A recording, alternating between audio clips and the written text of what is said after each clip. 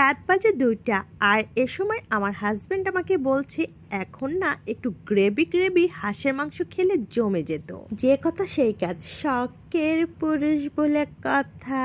ফ্রিজে যেহেতু হাঁস ছিল আমি আর বিলম্ব না করে অভিযানে নেমে পড়লাম হাজবেন্ডকে হাঁসের মাংস খাওয়ানোর জন্য। হাঁসের গায়ে যেহেতু ছোট ছোট কিছু লোম ছিল, আমার যেহেতু আগে কখনো এভাবে ক্লিন করা হয়নি, দেখলেন আমার বুদ্ধি অ্যাপ্লাই করে এভাবেই শোনের সাহায্যে কিছু লোম তুলে নিচ্ছিলাম। তারপর হাঁসের গায়ে সুন্দর করে হলুদ আর চালের আটা মাখিয়ে একটা প্রলেপ লাগিয়ে হালকা পুড়িয়ে লোমগুলোকে তুলে নিলাম। তারপর যেহেতু হাজবেন্ড আর আমি দুজন মানুষ, তাই আমাদের ইচ্ছা মতোই হাঁসগুলোকে পিস পিস করে নিলাম। আর এই তো এখন শুরু করে দিচ্ছি চুলার উপর কড়াই বসিয়ে রান্না। দেখতেই পাচ্ছেন একে একে মশলাগুলো আমি সব দিচ্ছি। ও আর এখানে কিন্তু আজকে হাঁসের মশলার সাথে আমি রেখেছি সরিষা দিয়েই প্রথমবারের মতো আমি হাঁস রান্না করলাম। আর আমার হাজবেন্ড তো হাঁস খাওয়া পরে আমাকে 10-এর ভিতর 10ই দিয়েছে, কারণ হাঁস রান্নাটা এত বেশি মজা হয়েছে।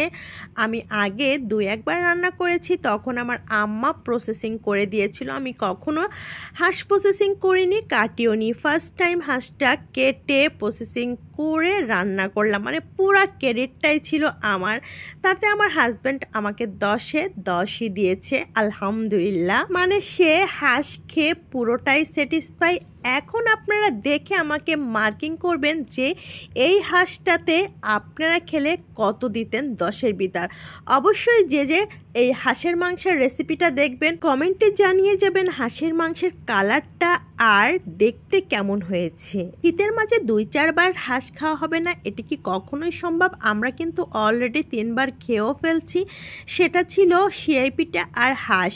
এখন যেহেতু আমি সেঁই পিঠাটা ওভাবে করতে পারি না, আর সেঁই পিঠা করতে গেলেও লোক লাগে, এর জন্য আমি পিঠাটা স্কিপ করে শুধুমাত্র রুটি দিয়ে হাজব্যান্ডকে এরকম লোভনীয় করে মাংসটা করে দিয়েছিলাম। যাই হোক, রুটি দিয়েও কিন্তু অনেক মজা লাগে। আমরা তো সব সময় খেয়ে থাকি হাঁসের মাংসটা সেঁই পিঠা দিয়ে, আজকে একটু ডিফারেন্ট রেখেছিলাম। সেঁই পিঠা বাদেই আমি রুটি আর হাঁস খেয়েছি, আলহামদুলিল্লাহ অনেক অনেক টেস্টি হয়েছিল। আমরা যেহেতু একই প্ল্যাটফর্মে বিভিন্ন জায়গার লোক কাজ করছি, সেক্ষেত্রে আমাদের খাবার কিংবা আমাদের সব কিছু একটু ভিন্নতা থাকবে।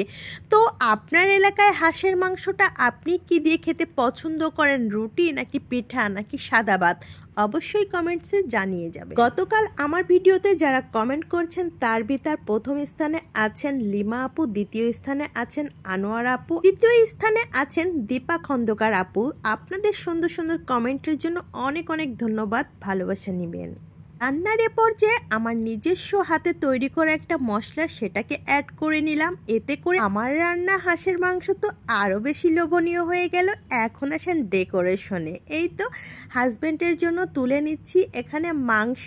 মানে এত কষ্ট করে মাংসটা রান্না করলাম, একটু ডেকোরেশনের ব্যাপার আছে না?